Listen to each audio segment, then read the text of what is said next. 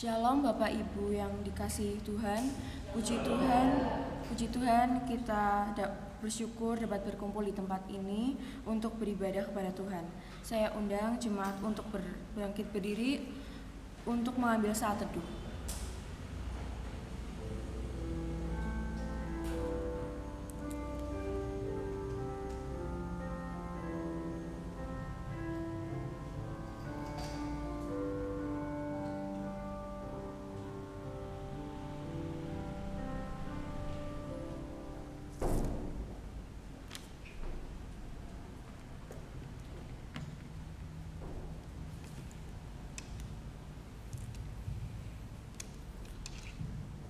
Saudara dalam kasih Tuhan, kami menyambut saudara sekalian untuk datang menghadap Tuhan, dan kebaktian kita pada pagi hari ini kita mau landaskan pada pengakuan bahwa pertolongan kita datangnya dari Tuhan yang menciptakan langit dan bumi, yang kasih setianya kekal untuk selama-lamanya, dan yang tidak pernah meninggalkan perbuatan tangannya.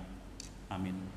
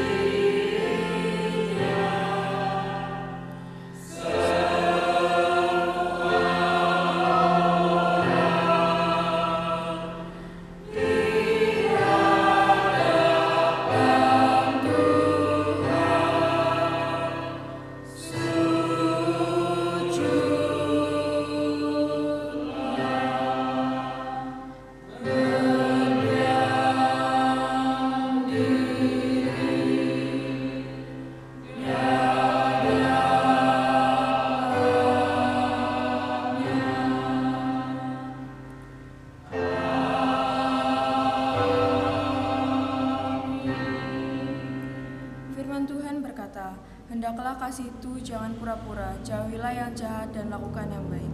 Gloria Patri, hormat diberi.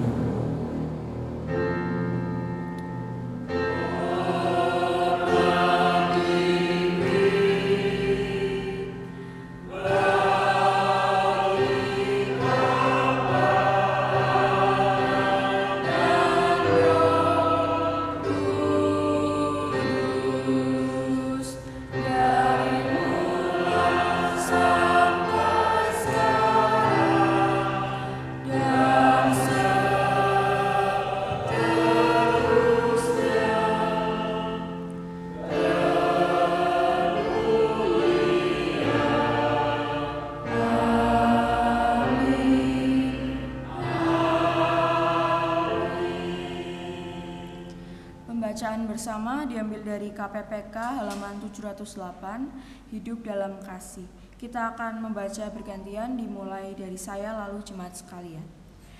Hendaklah kasih itu jangan pura-pura, jauhilah yang jahat dan lakukan yang baik.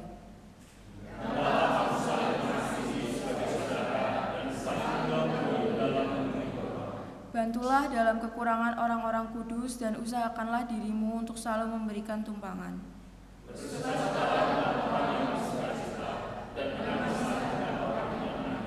Hendaklah kamu sehati sepikir dalam hidupmu bersama, jangan kamu memikirkan perkara-perkara yang tinggi, tetapi arahkanlah dirimu kepada perkara-perkara yang sederhana. Janganlah menganggap dirimu pandai.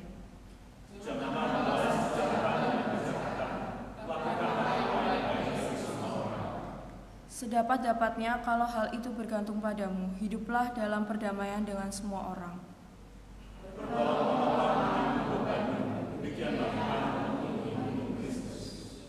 Karena itu, selama masih ada kesempatan bagi kita, marilah kita berbuat baik kepada semua orang, tetapi terutama kepada kawan-kawan kita seiman.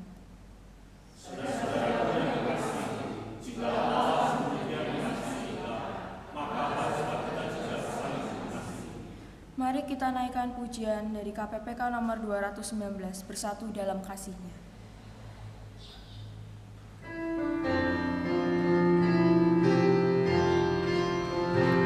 Bersatu dalam kasih-Nya.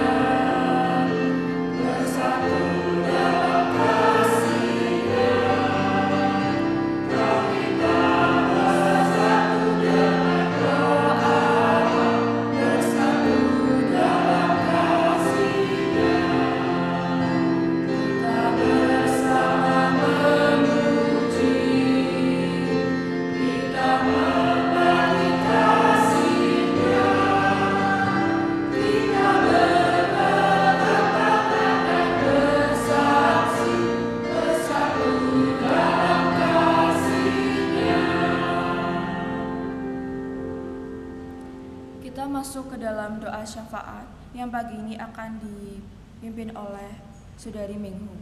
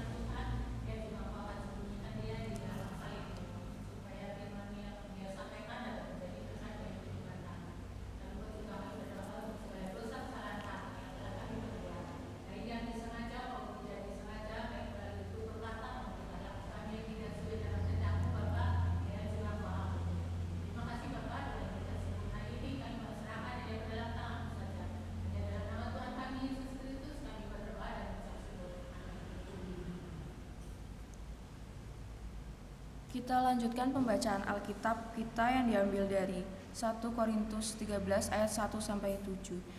Kita baca bersama ayat firman Tuhan ini. Sekalipun aku dapat berkata-kata dengan semua bahasa manusia dan bahasa malaikat, tetapi jika aku tidak mempunyai kasih, aku sama dengan gong yang berkumandang dan canang yang gemerincing. Sekalipun aku mempunyai karunia untuk bernubuat dan mengetahui segala rahasia dan memiliki seluruh pengetahuan, dan sekalipun aku memiliki iman yang sempurna untuk memindahkan gunung, tetapi jika aku tidak mempunyai kasih, aku sama sekali tidak berguna. Dan sekalipun aku membagi-bagikan segala sesuatu yang ada padaku, bahkan menyerahkan tubuhku untuk dibakar, tetapi jika aku tidak mempunyai kasih, sedikit pun tidak ada. Kasih itu sabar, kasih itu murah hati, ia tidak cemburu, ia tidak memegahkan diri dan tidak sombong. Ia tidak melakukan yang tidak sopan dan tidak mencari keuntungan diri sendiri. Ia tidak pemarah dan tidak menyimpan kesalahan orang lain. Ia tidak bersukacita karena ketidakadilan, tetapi karena kebenaran. Ia menutupi segala sesuatu, percaya segala sesuatu, mengharapkan segala sesuatu, sabar menanggung segala sesuatu. Jemaat boleh duduk kembali. Kita masih diberikan kesempatan untuk memberikan persembahan yang terbaik untuk Tuhan sambil menyanyikan KPPK nomor 296. Ada pengertian bersama.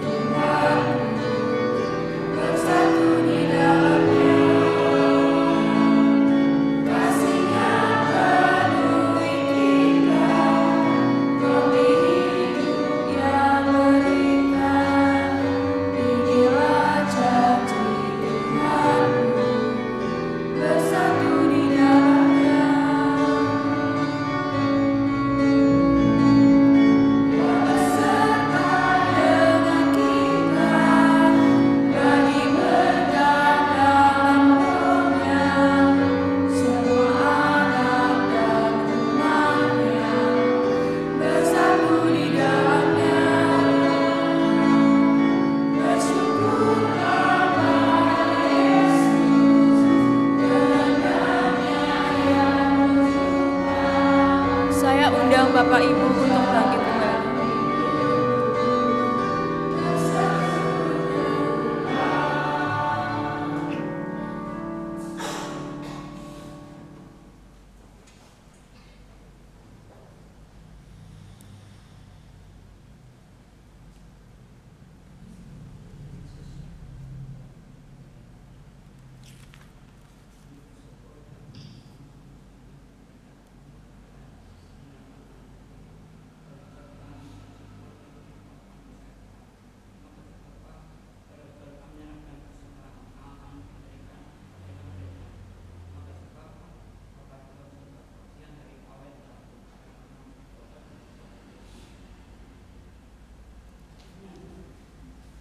Sebelum kita mendengarkan firman Tuhan, kita siapkan hati dan pikiran kita untuk menerima firman yang akan disampaikan oleh Bapak Pendeta Hadi Purwanto dengan judul Seperti Rusa Rindu Air.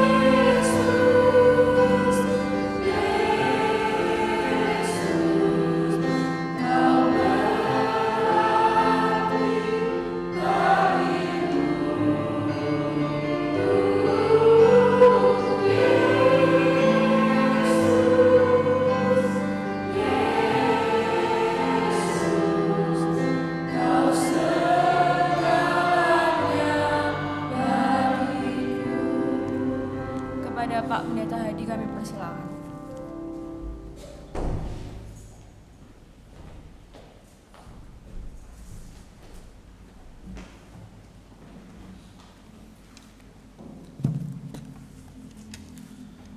Shalom jemaat yang dikasihi oleh Tuhan. Selamat pagi. Damai sejahtera untuk setiap kita, dan kita juga bersyukur kalau pada pagi hari ini kita boleh bersama-sama untuk datang beribadah kepada Tuhan. Dan dalam bulan ini kita akan bersama-sama belajar tentang tema besar kita di bulan ini, yaitu karakter seorang murid. Dan tema pada pagi hari ini yaitu memiliki kasih sejati. Ini adalah salah satu karakter yang harus kita miliki ketika kita mengaku sebagai murid-murid Kristus, ketika kita menjadi seorang Kristen. Dan membangun karakter di dalam kehidupan seorang murid itu tidak bisa terjadi secara instan. Itu melalui satu proses yang tidak mudah, satu proses yang cukup panjang di dalam kehidupan setiap kita. Oleh sebab itu Tuhan selalu membentuk kita, membentuk karakter kita dengan berbagai macam hal, berbagai macam peristiwa yang terjadi di dalam kehidupan setiap kita sebagai orang-orang yang sudah di dalam Tuhan, yang sudah beriman kepada Yesus Kristus. Oleh sebab itu selama kita menjadi pengikut-pengikut Kristus, masalah persoalan itu akan tetap ada, dan disitulah Tuhan sedang membentuk karakter setiap kita. Sebelum lebih jauh kita merenungkan bagian kasih yang sudah kita baca di dalam 1 Korintus pasal 13 ayat 1 sampai dengan ayat yang ke-7, saya mengajak setiap kita untuk berdoa terlebih dahulu. Bapa kami yang di dalam surga, Tuhan, kami mengucap syukur untuk kasih setia Tuhan di dalam kehidupan kami. Kami bersyukur Tuhan karena Engkau tidak pernah meninggalkan kami di tengah-tengah masalah pergumulan yang Engkau izinkan terjadi di dalam hidup setiap kami, Bapa. Apapun itu Tuhan, kami menyadari bahwa sesungguhnya Engkau begitu mengasihi kami, Engkau begitu mempedulikan kehidupan setiap kami. Terima kasih Bapa, jika pada pagi hari ini kami boleh berkumpul kembali di dalam ruang ibadah ini untuk bersama-sama memuji dan menyembah Engkau, bahkan juga untuk membaca, merenungkan kebenaran firman-Mu. Karena ini menjadi salah satu sarana Tuhan bagi kami untuk bertumbuh di dalam iman dan pengenalan kami kepadamu. Oleh sebab itu Tuhan, urapi hamba-Mu, pakai hamba-Mu yang penuh dengan kelemahan dan keterbatasan ini untuk menyampaikan kebenaran firman-Mu Bapa. Demikian juga berikan kepada setiap kami pengertian akan firman Tuhan, sehingga apa yang kami baca, kami renungkan, bahkan segala sesuatu yang kami lakukan di hadapan-Mu itu tidak lalu dengan sia-sia Tuhan, tetapi boleh menjadi dasar dan pondasi kehidupan kami dalam mengikut Engkau. Terima kasih Bapa, di dalam nama Tuhan kami Yesus kami berdoa dan mengucap syukur. Amin. Bapak Ibu Saudaraku yang dikasihi oleh Tuhan, kalau saya menyebutkan jenis makanan begitu ya, gaplek, tahu ya gaplek ya? Ya kecuali yang muda-muda yang belum pernah makan gaplek. Ya gaplek, gatot, tiwul ya, tahu ya? Itu adalah makanan-makanan yang bahan baku atau bahan dasarnya sama, yaitu singkong. Ya, anggap aja gatot. Gatot itu prosesnya kalau di tempat saya, singkong dicabut, dibersihkan, kemudian dikupas, dicuci, kemudian dijemur sambil ya kalau lagi musim hujan ya kehujanan, kepanasan sampai dia benar-benar kering. Kemudian disimpan untuk nanti musim paceklik. Hari ini nggak ada musim paceklik sepertinya. Biasanya kalau pas lagi musim hujan begitu ya, belum ada panen atau apa segala macam, jadi orang tua kita dulu ambil itu gatot, kemudian diapain biasanya? Direndam pakai air, dicuci, kemudian dikukus. Dapat kita bayangkan itu makanannya seperti apa? Enak enggak? Anak-anak pasti enggak suka. Setelah matang biasanya dikasih kelapa sama garam begitu aja, kemudian dimakan. Tapi kenapa waktu itu buat kita generasi yang old begitu ya, generasi yang 40-an, kenapa makanan gatot yang model begitu tuh terasa enak?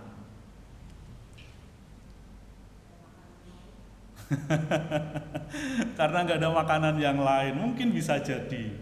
Saya pernah bilang sama anak saya, Nat, supaya kamu itu bisa merasakan makanan itu enak, makanlah pada saat kamu lapar. Betul ya? Jadi pada saat lapar, makanan apapun itu berasa enak. Apalagi kalau waktu kita masih anak-anak yang kita bilang Gatot itu makanan gak enak, itu yang nyuapin makanan itu mama kita. Gimana rasanya? Makin nikmat kan? Makanan Gatot yang kita bayangkan itu gak enak. Tetapi ketika orang tua atau mama kita itu menyuapkan kita, makanan itu berasa enak. Bukan hanya Gatot tetapi juga makanan-makanan yang lain ketika mama kita yang nyuapin ketika kita masih anak-anak. Makanan itu begitu enak. Walaupun itu makanan yang sederhana sekalipun. Pertanyaannya, kenapa? Sementara mungkin kalau kita makan sendiri tidak begitu bersemangat atau mungkin kita tidak memiliki nafsu makan. Tapi kenapa ketika mama kita yang menyuapkan makanan yang biasa-biasa itu terasa enak di mulut kita? Karena nyuapinya dengan perasaan kasih. Wah, kasih tepuk tangan buat ini. Jawaban itulah yang saya inginkan. Karena kasih, saudara. Orang tua mama kita menyuapi kita karena dia mengasihi kita. Dan ketika buat mama-mama di sini tentunya itu menjadi satu pengalaman.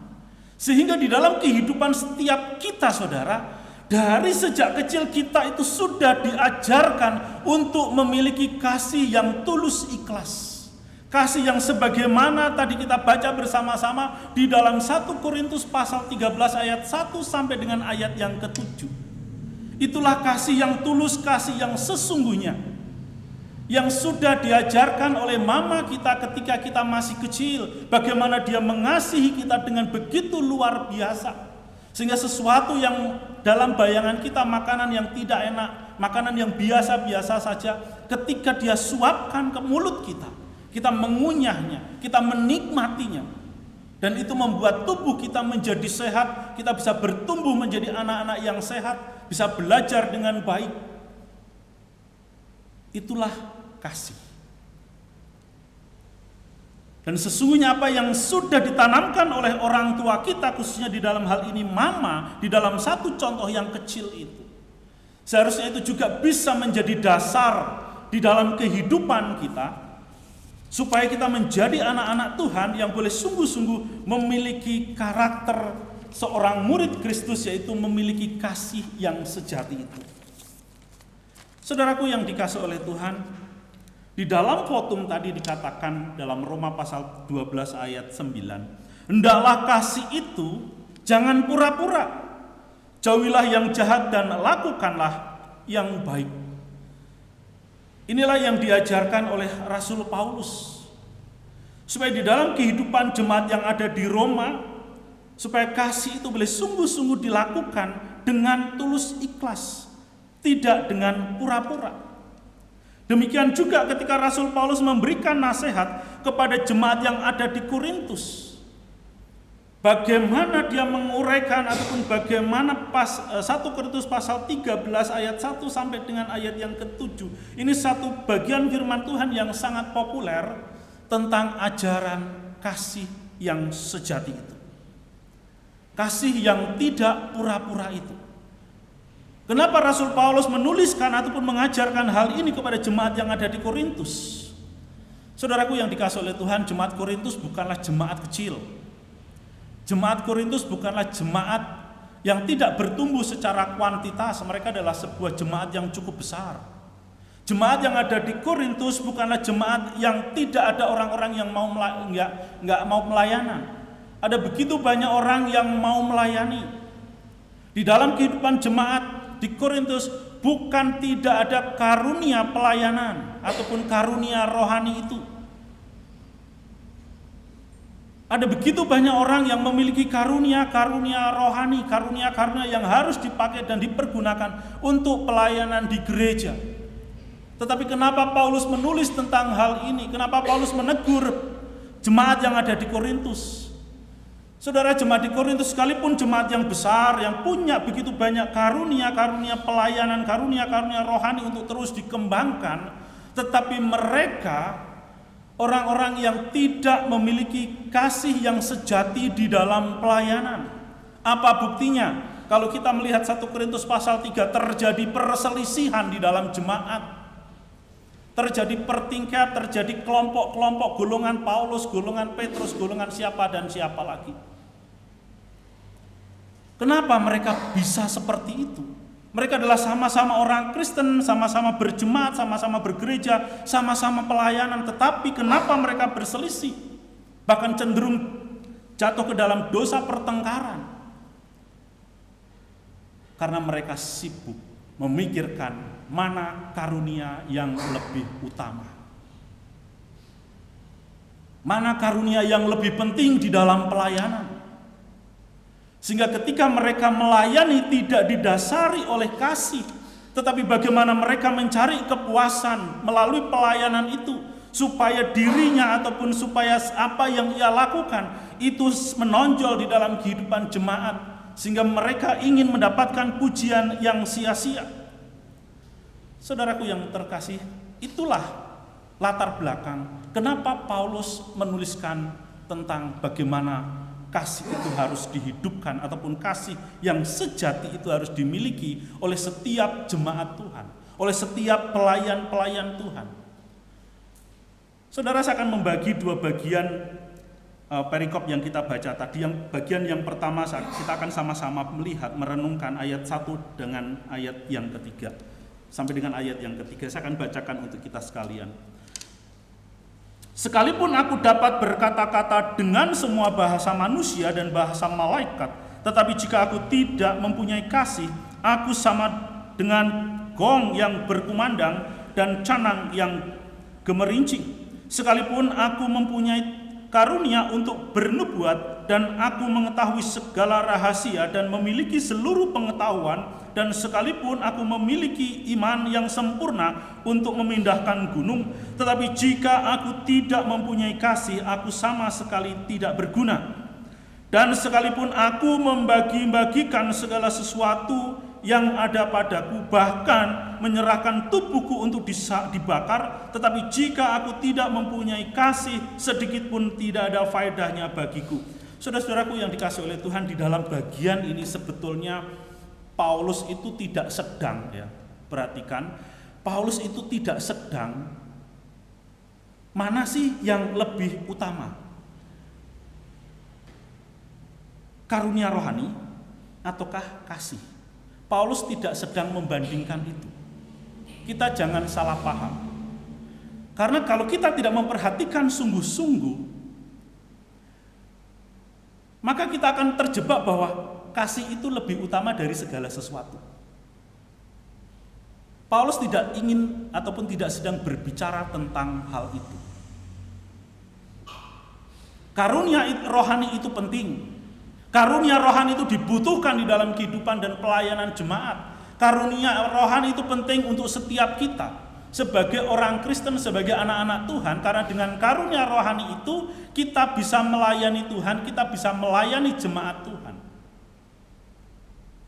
Kita bisa mengerjakan apa yang menjadi bagian kita dalam panggilan kita sebagai orang Kristen. Tetapi Rasul Paulus di sini juga berbicara pentingnya kasih. Kasih itu harus dimiliki oleh setiap orang yang punya karunia rohani. Setiap orang Kristen harus punya kasih yang sejati, supaya dengan kasih yang sejati itu dia bisa melakukan pelayanannya. Dia bisa mengerjakan apa yang menjadi bagiannya, apa yang menjadi tanggung jawabnya di dalam kehidupan dia sebagai jemaat. Nah, jadi antara karunia rohani untuk pelayanan itu tidak dapat dipisahkan dengan kasih, yaitu kasih yang sejati.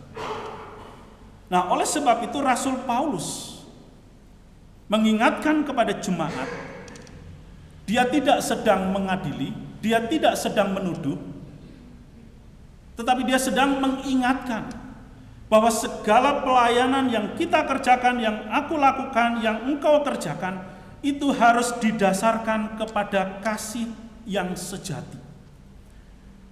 Karena dengan kasih yang sejati itu maka engkau akan melakukan pelayanan itu dengan sungguh-sungguh, engkau akan melakukan pelayanan itu dengan bertanggung jawab. Engkau melakukan pelayanan itu bukan untuk kepentinganmu, bukan untuk kesombonganmu, bukan untuk mencari muka dan lain sebagainya.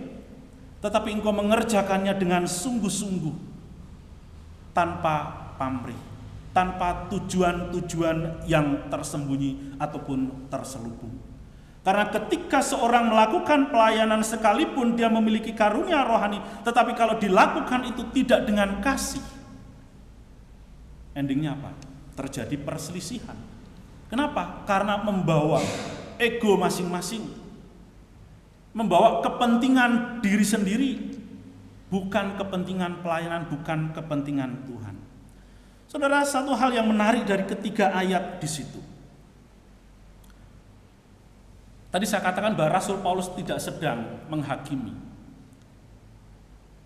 Kalau dia menghakimi pasti dia sebutkan nama. Kalau di bagian-bagian yang lain itu sebutkan nama, misalkan Sintike ku nasihati, siapa ku ingatkan, ya itu dia sebutkan. Tetapi di dalam hal kasih ini, di dalam 1 Korintus pasal 13 ayat 1 sampai dengan ayat yang ketiga, satu hal yang menarik ketika saya merenungkan bagian ini adalah dikatakan dalam ayat 1, sekalipun aku. Ayat 2, sekalipun aku. Ayat 3, dan sekalipun aku.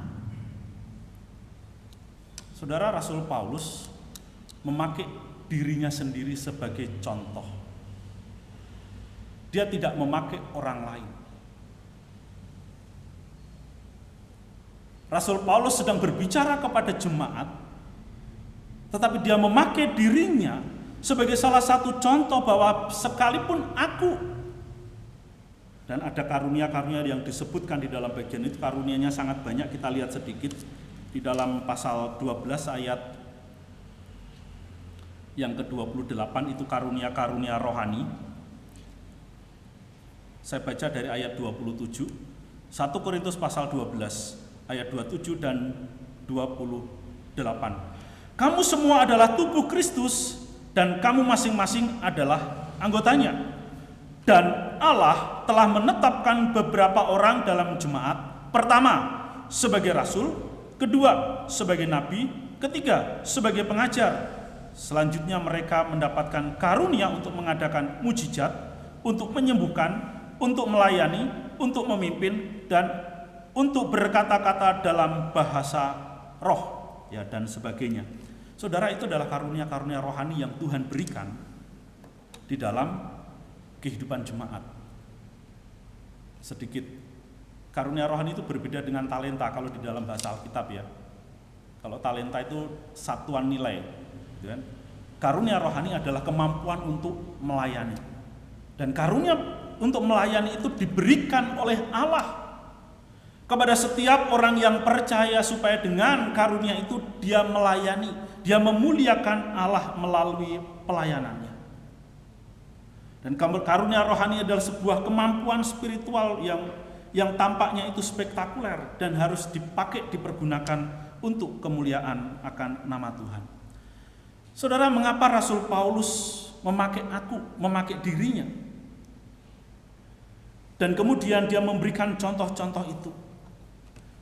Bahwa sekalipun aku dapat berkata-kata dengan semua bahasa manusia, bahasa malaikat, tetapi jika aku tidak mempunyai kasih, aku sama dengan gong yang berkumandang dan canang yang bergemerincing. Saudara,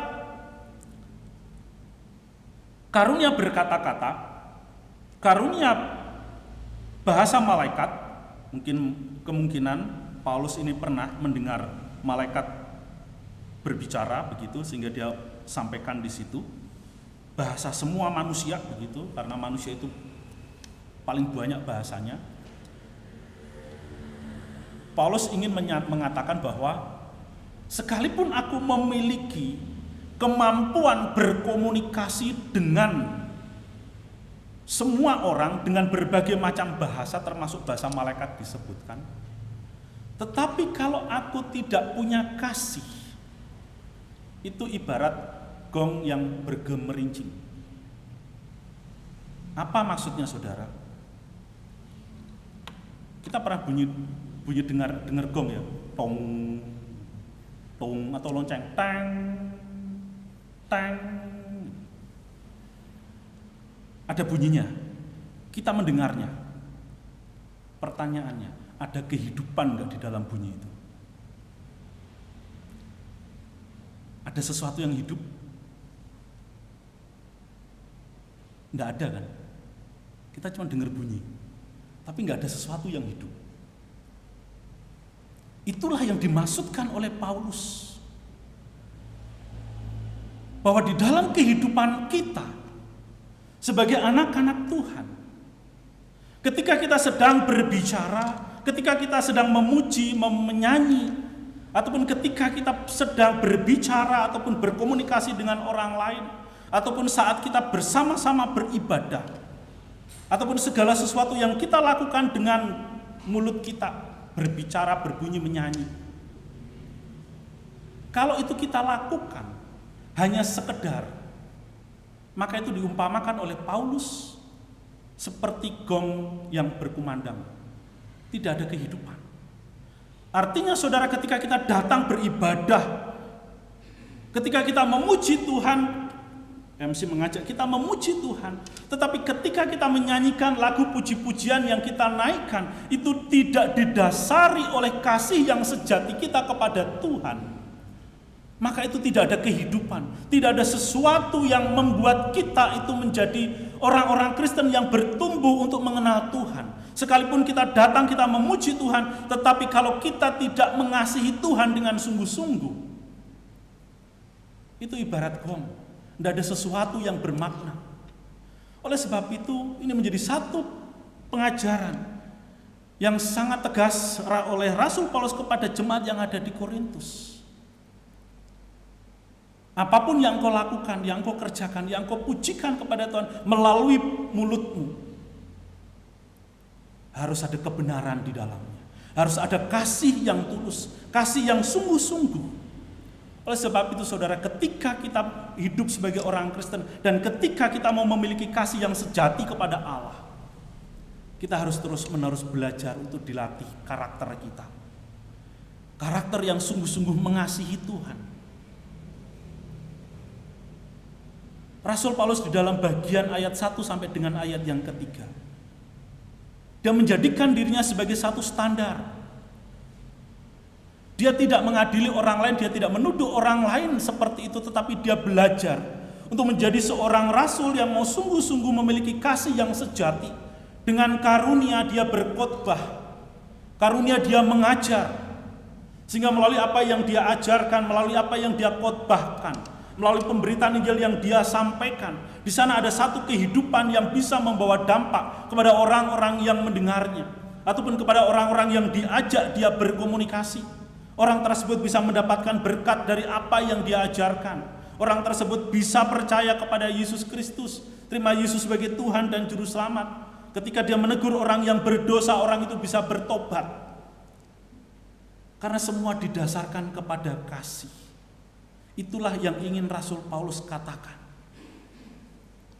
Bahwa apapun yang kita katakan, itu hendaknya mengandung satu kekuatan, yaitu kasih yang sejati. Bahwa kita, ketika kita menasihati, ketika kita menegur, ketika kita berbicara,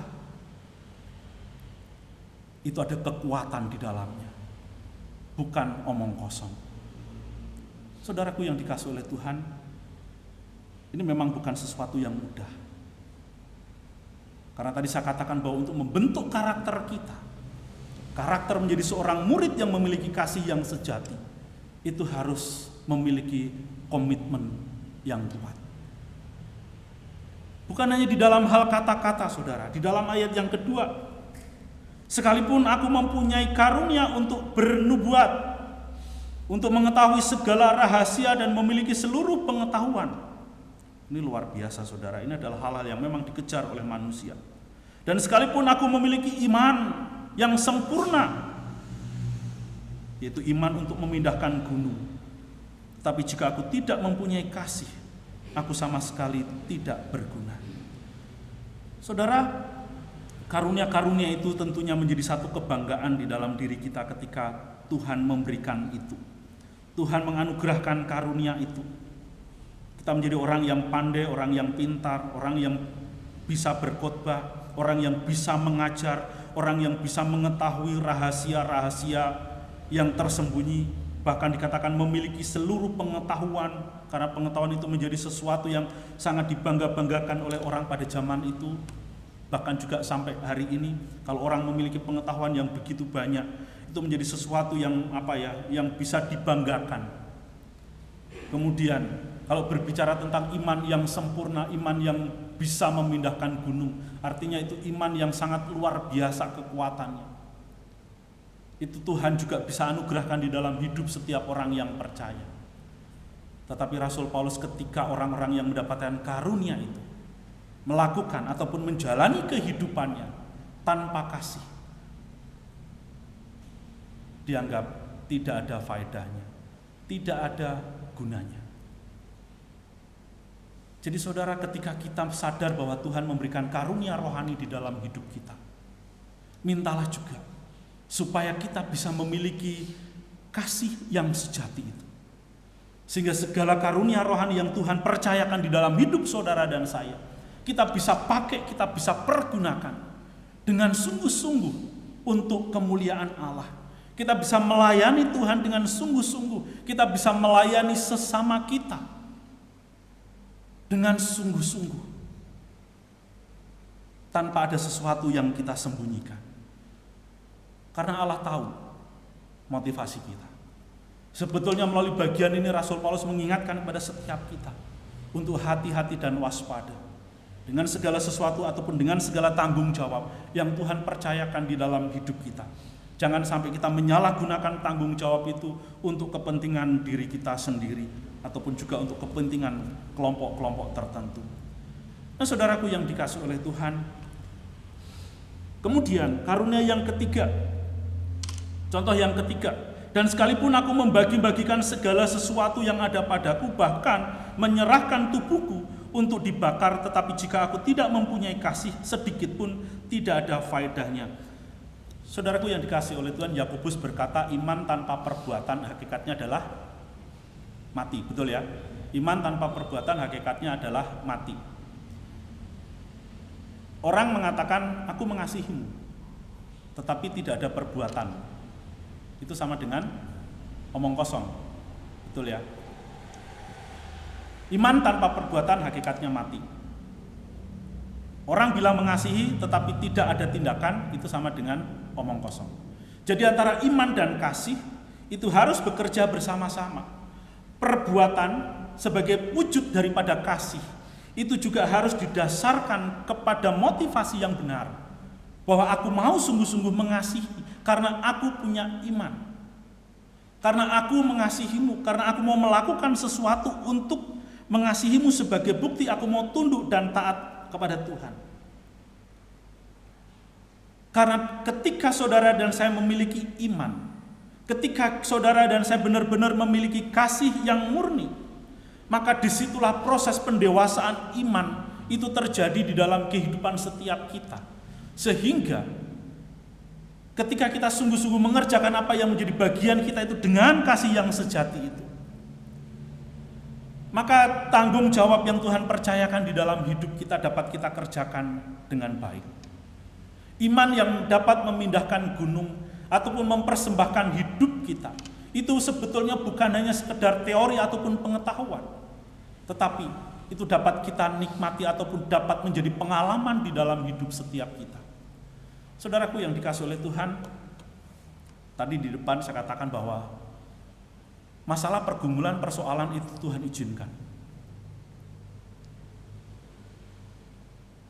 Dan ketika kita bisa menjalani ataupun menyelesaikan setiap masalah persoalan bersama-sama dengan Tuhan, disitulah iman yang sempurna, iman yang memindahkan gunung itu ada di dalam diri kita. Sebetulnya itu bukan hanya sekedar hanya kiasan, saudara. Tetapi iman yang bisa memindahkan gunung artinya keberserahan kita, kepercayaan kita kepada Tuhan untuk melalui ataupun untuk menyelesaikan setiap masalah-masalah di dalam hidup setiap kita. Masalah itu ibaratnya seperti gunung. Kalau di dalam hidup kita sedang menghadapi masalah, bukankah kita merasa masalah itu begitu berat? Setiap kita pernah punya masalah dalam hidup setiap kita. Dan masalah itu sudah kita selesaikan. Dan kita boleh ada hari ini. Dan kemungkinan di depan sana ataupun di hari-hari yang akan datang, Tuhan mengizinkan kita menghadapi masalah-masalah yang lain, yang mungkin sepertinya itu tidak mungkin kita lewati ataupun kita lalu kita selesaikan. Tetapi ketika kita memiliki kasih yang sejati kepada Tuhan, kita akan sungguh-sungguh menyerahkan seluruh hidup kita kepada Tuhan untuk melalui masalah tersebut bersama-sama dengan Tuhan. Sehingga kalau masalah itu dapat kita lalui, kita selesaikan, kita merasa puji Tuhan. Tuhan tidak meninggalkan saya. Itulah yang ingin Rasul Paulus ajarkan kepada jemaat. Supaya imanmu yang bisa memindahkan gunung itu, apa yang Tuhan anugerahkan di dalam hidupmu itu adalah kasih Tuhan kepadamu. Supaya melalui berbagai macam persoalan itu engkau melibatkan Tuhan di dalam hidupmu. Bagaimana engkau tetap mengasihi Tuhan walaupun di dalam kehidupanmu itu ada masalah dan persoalan. Disitulah Tuhan memproses supaya kita menjadi anak-anak Tuhan yang semakin dewasa. Tidak seperti jemaat yang ada di Korintus itu. Paulus mengatakan mereka bukan menjadi jemaat yang dewasa. Sehingga Paulus mengatakan, susulah makananmu. Bukan sesuatu yang keras. Oleh sebab itu saudara, ketika Rasul Paulus sudah mencontohkan dirinya di dalam hal menggunakan karunia-karunia rohani kalau tidak didasari oleh kasih, itu ibarat gong yang gemerincing, tidak ada faedahnya dan lain sebagainya. Sesungguhnya itu jugalah yang harus kita kerjakan di dalam hidup kita, supaya kita boleh sungguh-sungguh memiliki kasih yang sejati. Yang menjadi persoalan adalah seringkali kita menjadikan ajaran tentang kasih ini kita terapkan kepada orang lain. Kamu kan orang Kristen, kamu harus hidup di dalam kasih. Percuma kamu begini kalau kamu nggak punya kasih. Percuma kamu punya ini kalau nggak ada kasih. Percuma. Percuma kamu hebat, tapi kalau kamu nggak punya kasih. Rasul Paulus tidak seperti itu mengajarkannya. Tadi saya katakan itu bukan untuk orang lain, tetapi untuk dirinya sendiri. Demikian juga dalam hidup setiap kita. Kita harus memposisikan diri sebagai Rasul, sebagai Paulus. Bahwa ayat 1, 2, dan 3 itu menjadi standar untuk diri kita sendiri, bukan kita terapkan kepada orang lain. Itu yang Paulus mau. Dan kalau kita mau memiliki kasih yang sejati itu, terapkan itu kepada diri kita sendiri. Jangan dipakai untuk menghakimi orang lain, ataupun menilai orang lain, ataupun menilai saudara seiman kita. Kamu orang Kristen harusnya hidup di dalam kasih, bla bla bla bla. Tapi mari kita bersama-sama mengoreksi diri kita sendiri. Apakah kasih yang sejati yang dimaksudkan oleh Rasul Paulus ini sudah menjadi bahan koreksi untuk diri kita masing-masing, supaya kita bisa hidup di dalam kasih yang sejati itu. Saudara, kemudian di dalam ayat 4 sampai dengan ayat yang ke-7 Rasul Paulus memberikan satu contoh pengertian yang lebih luas lagi. Kasih itu sabar, kasih itu murah hati, ia tidak cemburu, ia tidak memegahkan diri dan tidak sombong, ia tidak melakukan yang tidak sopan dan tidak mencari keuntungan diri sendiri, ia tidak pemarah dan tidak menyimpan kesalahan orang lain. Ia tidak bersukacita karena ketidakadilan tetapi karena kebenaran. Ia menutupi segala sesuatu, percaya segala sesuatu, mengharapkan segala sesuatu, sabar menanggung segala sesuatu. Oke saudara, itu pengertian kasih. Kira-kira ada nggak orang yang punya karakter seperti itu? karakter kasih yang sejati itu? Ada nggak? Ada? Ada nggak? Mau dibaca sekali lagi? Nggak usah ya. Oke, Retno minta tolong tayangkan ayat 4 sampai dengan ayat yang ke-7. Saudara, kita akan cari tahu siapakah orang yang memiliki karakter kasih yang sejati itu. Oke, kata kasih kita baca sama-sama ya. Tetapi kata kasih itu kita ganti dengan Yesus. Kata iya kita ganti dengan Yesus. Oke, sama-sama ya. Ayat 4 dan ayat 5 sampai dengan ayat yang ke-7. 1, 2, 3. Yesus itu sabar, ayat 4. Yesus itu murah hati, Yesus tidak cemburu, Yesus tidak memegahkan diri dan tidak sombong, ayat 5. Yesus tidak melakukan yang tidak sopan dan mencari keuntungan diri sendiri.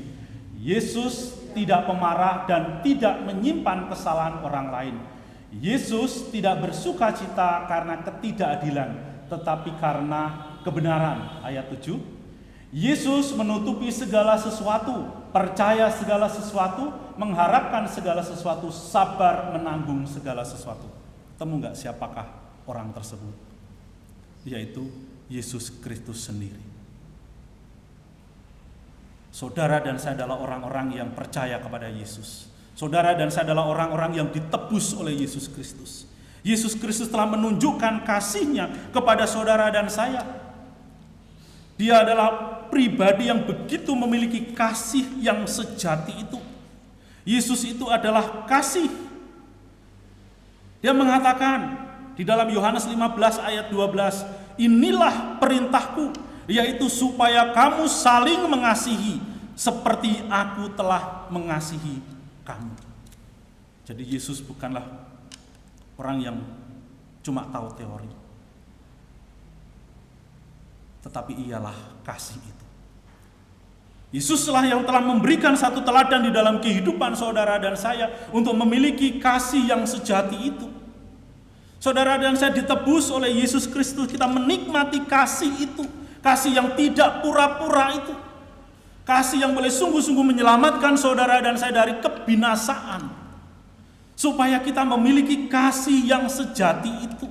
Karena saudara dan saya sudah merasakan kasih Kristus, maka seharusnya di dalam kehidupan kita bisa mempraktekkannya, kita bisa mengaplikasikannya. Itu bukan sebuah teori, tetapi itu sebuah pengalaman rohani di dalam hidup setiap kita yang sudah mengalami keselamatan, yang sudah menerima anugerah keselamatan di dalam iman kepada Yesus Kristus. Ia telah menyerahkan dirinya untuk mati di atas kayu salib menebus saudara dan saya, supaya kita tidak binasa melainkan beroleh hidup yang kekal.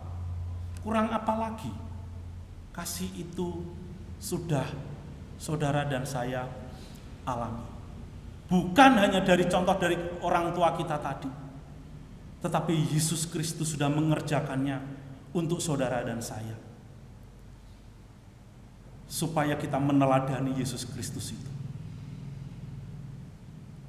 Itulah standar kasih orang Kristen, yaitu kasih seperti Kristus mengasihi kita. Mengasihi secara total. Dia tidak pura-pura. Dia tidak sombong. Dia tidak tinggi hati. Dia tidak memegahkan diri. Kasih yang sudah ia teladankan dan sudah saudara dan saya rasakan. Saudaraku yang dikasihi oleh Tuhan, memiliki kasih yang sejati itu sangat penting di dalam hidup setiap kita. Kita tidak boleh main-main di dalam hal ini. Kita tidak boleh main-main dengan iman Kristen kita. Karena dari apa yang kita ucapkan, yang kita lakukan, orang akan menilai kita ini orang Kristen model seperti apa. Apakah model kita sudah sama seperti Kristus? Ataukah model kita masih seperti jemaat yang ada di Korintus, yang masih suka gontok-gontokan dan mencari kepentingan diri sendiri? Kiranya Tuhan Yesus memberkati untuk setiap kita. Mari kita berdoa. Bapa kami yang di dalam surga, Tuhan, kami mengucap syukur untuk kebenaran firman-Mu yang boleh kami baca, kami renungkan pada hari ini Tuhan. Di mana Engkau mengingatkan akan kasih yang sejati itu telah Engkau anugerahkan di dalam hidup kami, telah kami rasakan ketika kami menerima Engkau sebagai Tuhan dan Juru Selamat di dalam hidup kami. Ketika dengan iman kami mengaku bahwa Engkau adalah Tuhan dan Juru Selamat kami Tuhan. Kami boleh merasakan kasih yang sejati itu. Dan ketika Engkau mengingatkan kami melalui kebenaran firman-Mu, kiranya Engkau memberikan hikmat kekuatan kepada setiap kami Bapa untuk merenungkan panggilan yang telah Engkau tetapkan di dalam kehidupan setiap kami. Supaya di dalam hidup kami, baik secara dalam relasi kami dengan anggota keluarga kami, dalam kehidupan kami berjemaat, maupun juga dalam kehidupan kami bermasyarakat, kami boleh hidup saling mengasihi, sebagaimana Yesus Kristus telah mengasihi kami. Kiranya Tuhan menolong kami. Sinari hati kami Tuhan, bimbing kami dengan Roh Kudus-Mu, supaya kami mau sungguh-sungguh menjadi murid-murid Kristus yang memiliki kasih yang sejati itu. Ampuni kami Tuhan, jika di dalam kehidupan kami, pelayanan kami masih sering kali menyakiti hati sesama kami, dan juga menyakiti hati Tuhan. Kiranya di dalam kasih-Mu itu, kami terus rindu dan berkomitmen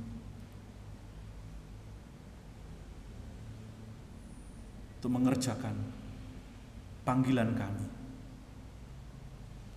untuk memuliakan akan nama Tuhan. Engkau meteraikan Tuhan kebenaran firman Tuhan ini dalam hati dan pikiran setiap kami, supaya kami menjadi pelaku-pelaku firman Tuhan yang bertanggung jawab di hadapan Tuhan. Di dalam nama Tuhan Yesus kami berdoa dan mengucap syukur. Amin. Terima kasih. Waktu saya kembalikan kepada pembawa acara. Tuhan Yesus memberkati Bapak Ibu sekalian.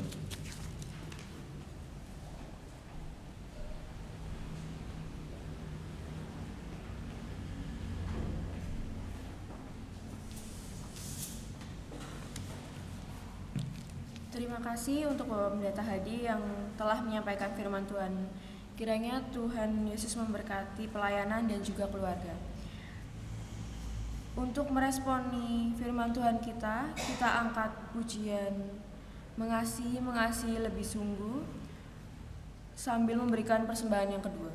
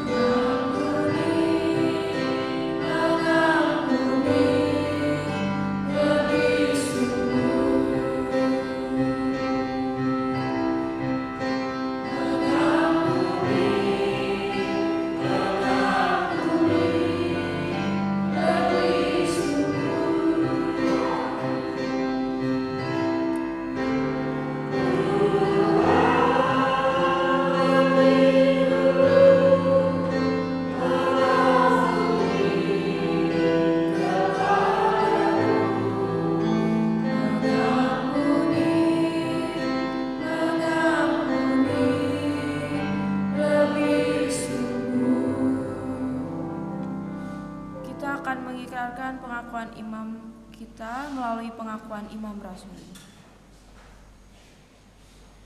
Aku percaya kepada Allah, Bapa yang Maha Kuasa, Khalik langit dan bumi, dan kepada Yesus Kristus anaknya yang tunggal Tuhan kita, yang dikandung daripada Roh Kudus, lahir dari anak darah Maria, yang menderita sengsara di bawah pemerintahan Pontius Pilatus, disalibkan, mati dan dikuburkan, turun dalam kerajaan maut, pada hari yang ketiga bangkit pula dari antara orang mati, naik ke surga, duduk di sebelah kanan Allah, Bapa yang Maha Kuasa, dan dari sana Ia akan datang untuk menghakimi orang yang hidup dan yang mati.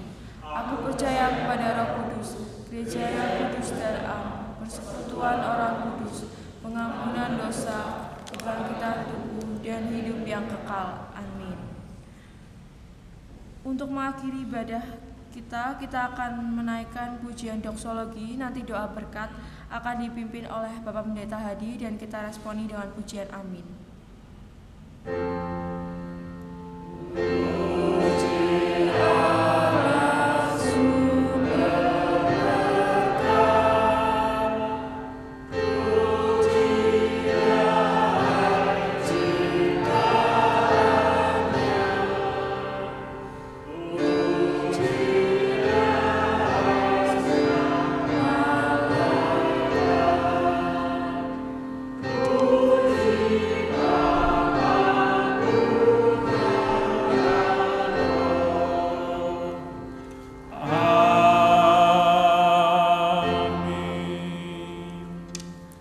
Jemaat yang dikasihi oleh Tuhan, pulanglah, arahkanlah hatimu kepada Tuhan, dan terimalah berkat-Nya. Kiranya Tuhan memberkati engkau dan melindungi engkau. Kiranya Tuhan menyinari engkau dengan wajah-Nya dan memberi engkau kasih karunia. Kiranya Tuhan menghadapkan wajah-Nya kepadamu dan memberi engkau damai sejahtera dari sekarang sampai selama-lamanya. Amin. Amin. Amin.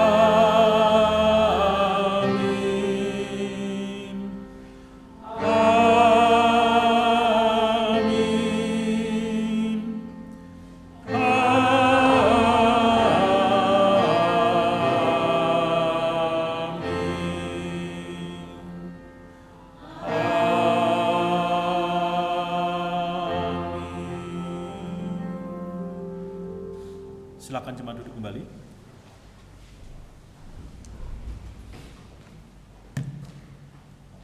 Ada beberapa warta gereja yang akan saya sampaikan pada pagi ini. Acara kebersamaan Minggu 12 Mei 2024, tempat Pantai Cetis, waktu setelah kebaktian umum, kontribusi per orang Rp25.000. Sudah termasuk kendaraan, tiket masuk, dan makan. Bagi jemaat boleh menabung kepada Ibu Karsia. Bisa juga mendaftar hari ini. Senin 29 April 2024 akan diadakan ibadah jaringan doa wanita di Gereja Karunia. Waktunya 17.00 WIB. Minggu 28 April 2024, pengkhotbah Bapak Pendeta Hadi Purwanto, liturgisnya Nyonya Leni, doa syafaat Ibu Henis, petugas pelayanan Bapak Tanto dan Bapak Hopi, doa syukur Bapak Tanto.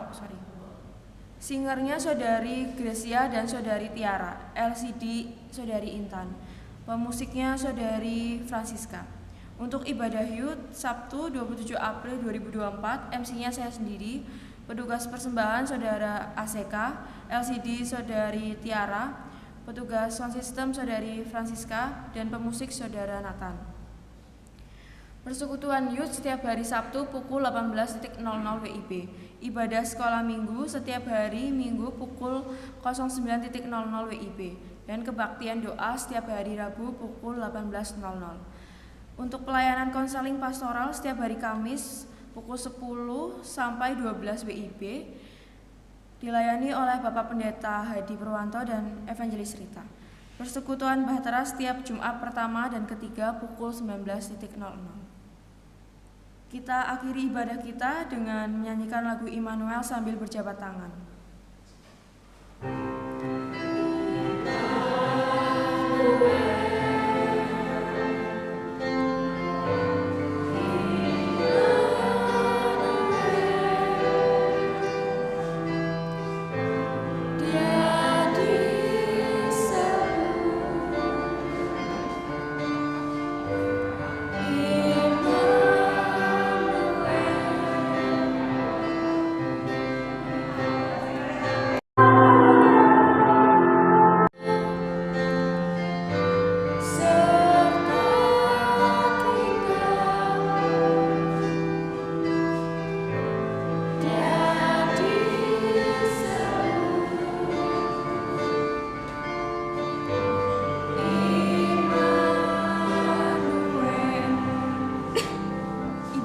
selesai, Bapak Ibu dapat mengambil saat teduh.